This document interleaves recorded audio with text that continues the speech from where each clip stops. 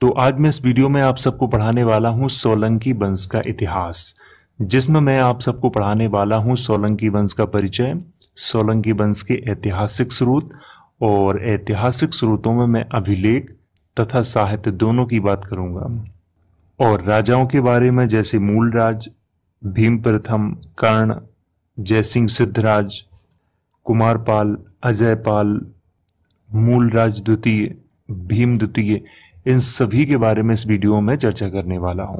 तो इस वीडियो को पूरा जरूर देखें ताकि ये आपको सही से समझ में आ जाए। और अगर आपको इसकी पीडीएफ चाहिए तो लिंक डिस्क्रिप्शन बॉक्स में दी गई है, तो वहां से जाके आप इसकी पीडीएफ को डाउनलोड कर सकते हो। तो चलिए इस वीडियो की शुरुआत करते हैं और पढ़ते हैं सोलंकी वंश का इतिहास। यह है सूचना, तो इसे आप जरूर पढ़ें। सोलंकी वंश का परिचय, तो वीडियो की शुरुआत यहां से करेंगे। सोलंकी वंश की उत्पत्ति के बारे में इतिहासकार अनेक मत प्रस्तुत करते हैं। कुछ इतिहासकार उन्हें अग्निवंशीय मानते हैं, तो कुछ इतिहासकार प्राचीन क्षत्रिय राजाओं की संतान मानते हैं। गुजरात के सोलंकी वंश की स्थापना 10वीं शताब्दी में मूलराज के द्वारा की गई थी और मूलराज ने अपनी राजधानी अनहिलवाड़ में बनाई थी। सोलंकी वंश के राजा वैसे तो मूल रूप से शैव धर्म के अनुयायी थे, परंतु वह जैन धर्म के प्रति भी अपनी आस्था रखते थे। तो चलिए मैं आपको यहाँ पर समझा देता हूँ। देखिए, उत्पत्ति के बारे में अगर बात करें सोलंकी वंश की, तो इतिहासकार इस पे एक मत नहीं है। कुछ इतिहासकार उन्हें अग्निवंशीय मानते हैं, तो कुछ इतिहासकार उन्हें प्राचीन क्षत्रियों की संतान मानते हैं। लेकिन सोलंकी वंश के राजाओं के अभिलेखों के अनुसार देखा जाए तो उन्होंने स्वयं को अग्निवंशी ही बताया है। तो यहाँ पे ये आपको याद रखना है कि सोलंकी वंश के राजाओं के जो अभिलेख हैं उनमें उन्होंने स्वयं को अग्निवंशी बताया है। ये आपको यहाँ पे याद रखना है। 10वीं शताब्दी में मूल राज के द्वारा की गई थी सोलंकी वंश की स्थापना और इनकी राजधानी कहाँ थी? राजधानी थी अनहिलवाड़ में, जिसे आज पाटन के नाम से जाना जाता है। आपको ये यहाँ पे याद रखना है। वैसे तो सोलंकी वंश की अगर बात करें तो ये मूल रूप से ये शैव धर्म के अनुयायी थे सभी राजा, लेकिन जैन धर्म में भी अपनी आस्था ये रखते थे। तो यहाँ पर ये जितना मैंने हाईलाइट किया हुआ है ये आपको याद रखना है। सोलंकी वंश के ऐतिहासिक स्रोत। अब बात करते हैं ऐतिहासिक स्रोतों पर। इसका सीधा सा मतलब है कि सोलंकी वंश का जो हम इतिहास पढ़ते हैं उसकी जानकारी हमें कैसे प्राप्त होती है, किन किन स्रोतों से प्राप्त होती है। तो उन स्रोतों की बात मैं यहाँ पे करने वाला हूं। सबसे पहले मैं बात करूंगा अभिलेख की।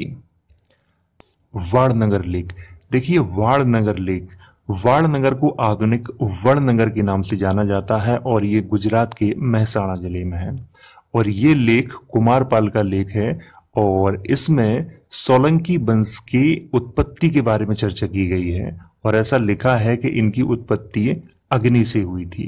तो ये यहाँ पे आपको ये याद रखना है कि वाड़नगर लेख में सोलंकी वंश की उत्पत्ति के बारे में चर्चा की गई है। उज्जैन लेख। देखिए, उज्जैन लेख जयसिंह सिद्धराज का लेख है। उदयपुर लेख, उदयपुर लेख भी जयसिंह सिद्धराज का लेख है।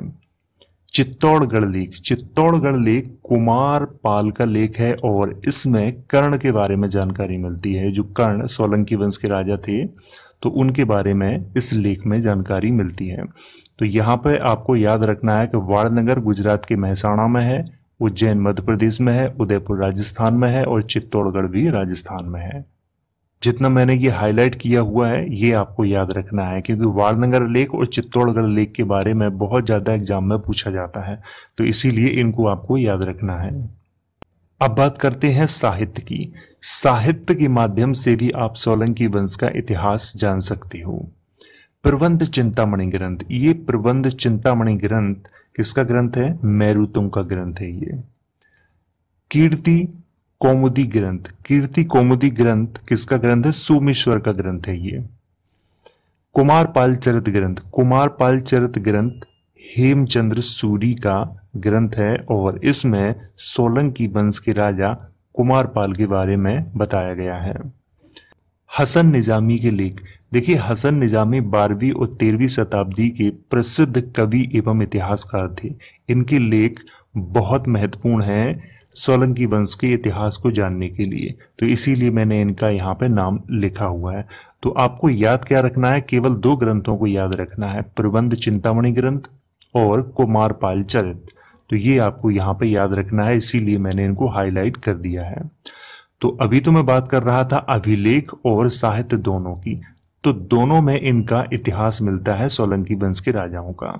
अब बात करते हैं सोलंकी वंश के राजाओं पर। मूलराज, तो इनके बारे में पढ़ते हैं।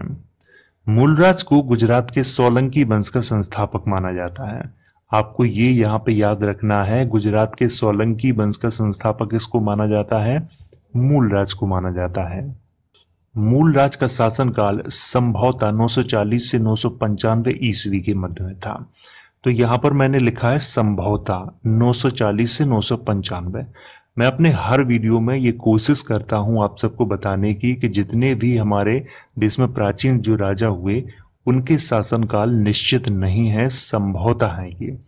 अब बात कर रहा हूं मैं मूलराज की। यहाँ पे देखिए, मूलराज का ही शासनकाल कुछ इतिहासकार अलग लिखते हैं। कुछ इतिहासकार इनका जो शासनकाल लिखते हैं 975 से 995 ईस्वी के मध्य में, लेकिन मैंने यहाँ पे लिखा है 940 से 995 ईस्वी के मध्य में।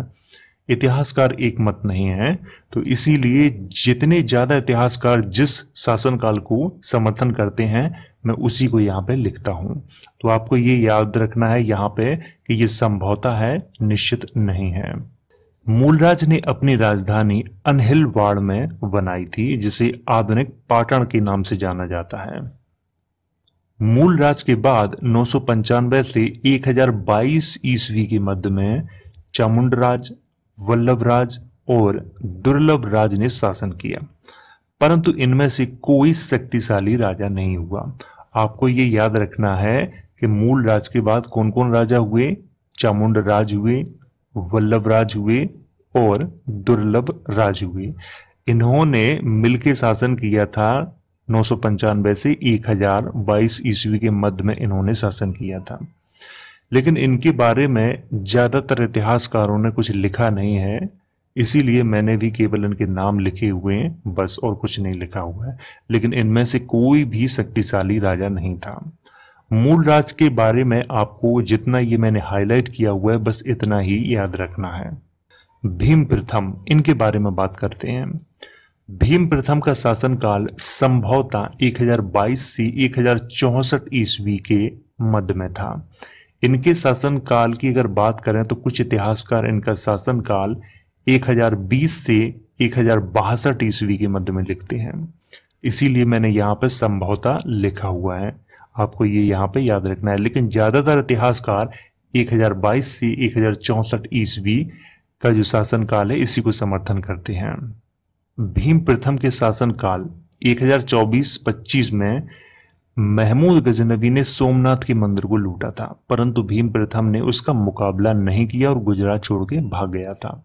आपको ये याद रखना है कि भीम प्रथम के शासनकाल की सबसे महत्वपूर्ण घटना मानी जाती है 1024 या 25 में हुई थी। महमूद गजनवी ने सोमनाथ के मंदिर को लूटा था पर बाद में तोड़ दिया था। तो ये घटना किनके शासनकाल में हुई थी? भीम प्रथम के शासनकाल में हुई थी। और भीम प्रथम किस वंश के राजा थे? सोलंकी वंश के राजा थे। तो ये आपको यहाँ पे याद रखना है। भीम प्रथम के परम मित्र चेदी के कलचुरी राजा लक्ष्मीकर्ण थे। दोनों ने मिलकर मालवा पर आक्रमण किया था, परंतु इसी आक्रमण के दौरान भीम प्रथम की मृत्यु हो गई थी। देखिए, जब मैं आपको चेदी का कलचुरी वंश पढ़ा रहा था, अगर आपने वीडियो नहीं देखा है तो उसकी लिंक आपको डिस्क्रिप्शन बॉक्स में मिल जाएगी, या फिर इस वीडियो के अंत में वो वीडियो आपको मिल जाएगा। तो उसमें मैंने आपको लक्ष्मीकर्ण के बारे में पढ़ाया था, तब भी मैंने इस बात की वहां पे चर्चा की थी। तो यहाँ पे जितना ये मैंने हाईलाइट किया हुआ है ये आपको याद रखना है। कर्ण, इनके बारे में बात करते हैं। कर्ण का शासनकाल संभवतः 1064 से 1093 ईस्वी के मध्य में था। ये आपको यहाँ पे याद रखना है, 1064 से 1093 ईस्वी के मध्य में इनका शासनकाल था, लेकिन संभवतः निश्चित नहीं है। कर्ण के बारे में जानकारी कुमारपाल के चित्तौड़गढ़ लेख में मिलती है। तो यहाँ पे आपको याद रखना है कि जो चित्तौड़गढ़ का लेख है, और ये किसका लेख है, आपको ये याद रखना है, ये कुमारपाल का लेख है। और इसमें किसकी जानकारी मिलती है, कर्ण की जानकारी मिलती है, जो राजा कर्ण थे सोलंकी वंश की। तो इनकी जानकारी इसी लेख में मिलती है। कर्ण ने कर्णावती नामक नगर को बसाया था और वहां पर कर्णेश्वर मंदिर तथा कर्ण सागर झील का निर्माण भी करवाया था। तो यहां पर मैं थोड़ा आपको समझा देता हूं। देखिए, कर्णावती नामक नगर को किसने बसाया था, कर्ण ने बसाया था, और वहां पर कर्णेश्वर मंदिर और कर्ण सागर झील का निर्माण भी करवाया था। तो ये कर्णावती नामक नगर, आधुनिक इसका नाम क्या है, देखिए आधुनिक इसका नाम है अहमदाबाद, जिसे हम जानते हैं अहमदाबाद के नाम से, जो कि गुजरात का प्रसिद्ध शहर है। तो इसी का प्राचीन नाम कर्णावती था अहमदाबाद का, लेकिन एक नाम और था अहमदाबाद का प्राचीन, जिसे असावल के नाम से जाना जाता है। तो असावल या कर्णावती अहमदाबाद के प्राचीन नाम है। अहमदाबाद नाम तो ये सुल्तान अहमद शाह के नाम पर पड़ा है। इसकी चर्चा मैं अपने आने वाले वीडियो में जरूर करूंगा। तो यहाँ पे आपको ये जितना मैंने हाईलाइट किया हुआ है, ये आपको याद रखना है। कर्ण ने अपनी राजधानी अनहिलवाड़ में कर्ण मेरू नामक एक सुंदर मंदिर का निर्माण करवाया था। तो आपको ये याद रखना है कि अनहिलवाड़ में कर्ण मेरू नामक मंदिर का निर्माण किसने करवाया था, कर्ण ने करवाया था। और अनहिलवाड़ को आज क्या कहा जाता है, पाटन कहा जाता है। ये आपको यहाँ पे याद रखना है। तो जितना ये मैंने हाईलाइट किया हुआ है, ये आपको याद रखना है। मैं आपको बता दूं कि अगर आपको और डिटेल में इन सब के इतिहास जानने हैं तो नीचे वेबसाइट की लिंक दी गई है, तो वहां से जाके आप इनका डिटेल में इतिहास पढ़ सकते हो। यहाँ पर मैंने केवल उन टॉपिक को लिखा हुआ है जो टॉपिक प्रतियोगी परीक्षा में पूछे जाते हैं, उन्हीं की मैंने यहाँ पे चर्चा की है। लेकिन अगर आप बहुत डिटेल में जानना चाहते हैं तो नीचे लिंक दी गई है, तो आप वहां से जाके इनके बारे में पढ़ सकते हो। क्योंकि कुछ चीजें ऐसी हैं जो विवादित हैं, जिसे मैं यहां बोल नहीं सकता, लेकिन वहां पे वेबसाइट पे लिखा हुआ है, तो आप जाके पढ़ सकते हो। जयसिंह सिद्धराज, इनके बारे में पढ़ते हैं। ये सोलंकी वंश के सबसे शक्तिशाली तथा महान राजा माने जाते हैं। जयसिंह सिद्धराज का शासनकाल संभवतः 1093 से 1143 ईस्वी के मध्य में था। ये आपको यहाँ पे याद रखना है कि 1093 से 1143 ईस्वी के मध्य में किसका शासनकाल था, जयसिंह सिद्धराज का शासनकाल था। जयसिंह सिद्धराज ने अवंतीनाथ की उपाधि धारण की थी। ये आपको यहाँ पे याद रखना है कि अवंतीनाथ की उपाधि किसने धारण की थी, जयसिंह सिद्धराज ने की थी। जयसिंह सिद्धराज शैव धर्म के अनुयायी थे, परंतु जैन धर्म के प्रति भी आस्था रखते थे। इसीलिए कुछ इतिहासकारों ने इनको जैन धर्म का समर्थक भी बताया है। देखिए, आपको यहाँ पे याद रखना है कि ये सिद्धपुर कहाँ है। सिद्धपुर गुजरात के पाटन जिले में है। तो ये आपको यहाँ पे याद रखना है। और सिद्धपुर में ही रुद्र महाकाल मंदिर का निर्माण करवाया था किसने, जयसिंह सिद्धराज ने। और अनहिलवाड़ जो जयसिंह सिद्धराज की राजधानी थी, वहां पर सहस्त्र लिंग नामक मंदिर का निर्माण भी किसने करवाया था, जयसिंह सिद्धराज ने ही करवाया था। तो यहाँ पे जितना ये मैंने हाईलाइट किया हुआ है, ये आपको याद रखना है। और जयसिंह सिद्धराज के बारे में आपको और अधिक जानकारी चाहिए तो लिंक डिस्क्रिप्शन बॉक्स में दी गई है वेबसाइट की, तो वहां से जाके आप पढ़ सकते हो। कुमारपाल, इनके बारे में पढ़ते हैं। कुमारपाल का शासनकाल संभवतः 1143 से 1172 ईस्वी के मध्य में था। तो इनका शासनकाल 1143 से 1172 ईस्वी के मध्य में था। कुमारपाल के शासनकाल की जानकारी हेमचंद सूरी के द्वारा लिखे गए कुमारपाल चरित ग्रंथ में मिलती है। तो आपको ये याद रखना है, मैंने शुरुआत में इसकी चर्चा की थी, कुमारपाल चरित ग्रंथ की, और इसकी रचना किसने की थी, हेमचंद सूरी ने की थी। ये आपको यहाँ पे याद रखना है। कुमारपाल जैन धर्म के अनुयायी थे, परंतु कुछ इतिहासकार उन्हें शैव धर्म से संबंधित मानते हैं। देखिए, जितने भी सोलंकी राजा हुए वो मूल रूप से तो शैव धर्म के अनुयायी थे, लेकिन मैंने इस बात की शुरुआत में ही चर्चा की थी कि वो जैन धर्म में भी अपनी आस्था रखते थे। कुमारपाल का विवाह चौहान वंशी की राजकुमारी जलहणा देवी के साथ हुआ था। ये आपको यहाँ पे याद रखना है कि जलहणा देवी के साथ किसका विवाह हुआ था? कुमारपाल का विवाह हुआ था। कुमारपाल जयसिंह सिद्धराज के मंत्री उदयन के पुत्र थे। आपको ये यहाँ पे याद रखना है कि जयसिंह सिद्धराज के एक मंत्री थे जिनका नाम था उदयन, तो उन्हीं उदयन के ये पुत्र थे कुमारपाल। क्योंकि जयसिंह सिद्धराज को कोई संतान नहीं थी, इसीलिए इनको राजा बनाया गया था। अजयपाल, इनके बारे में पढ़ते हैं। अजयपाल का शासनकाल संभवतः 1172 से 1176 ईस्वी के मध्य में था। अजयपाल ने परम माहेश्वर की उपाधि धारण की थी। देखिए, ये आपको याद रखना है कि परम माहेश्वर की उपाधि किसने धारण की थी? अजयपाल ने धारण की थी। हेमचंद्र के द्वारा लिखे गए प्रसिद्ध ग्रंथ प्रबंध चिंतामणि के अनुसार अजयपाल ने कपारदिन के कहने पर अनेक जैन मंदिरों को तोड़ दिया था। तो ये आपको यहाँ पे याद रखना है कि कपारदिन कौन थे? कपारदिन अजयपाल के प्रधानमंत्री थे और इन्हीं के कहने पर अजयपाल ने जैन मंदिरों को तोड़ दिया था, क्योंकि ये जैन धर्म के समर्थक नहीं थे। ऐसा बहुत सारे इतिहासकार लिखते हैं और ये वैदिक धर्म तथा शैव धर्म के कट्टर समर्थक थे। कौन? अजयपाल। और इस बात की जानकारी कहाँ मिलती है? इस बात की जानकारी मिलती है प्रबंध चिंतामणि ग्रंथ में मिलती है, और प्रबंध चिंतामणि ग्रंथ हेमचंद्र के द्वारा लिखा गया ग्रंथ था। तो ये आपको यहाँ पे याद रखना है। मूलराज द्वितीय, तो इनके बारे में पढ़ते हैं। मूलराज द्वितीय का शासनकाल संभवतः 1176 से 1178 ईस्वी के मध्य में था। मूलराज द्वितीय के शासनकाल की बागडोर उसकी माता नायिका देवी के हाथों में थी। आपको ये याद रखना है यहाँ पे कि मूलराज द्वितीय की जो शासनकाल की बागडोर थी, तो वो उनकी माता नायिका देवी के हाथों में थी। मूलराज द्वितीय ने 1178 ईस्वी में मोहम्मद गौरी को आबू पर्वत के पास पराजित किया था।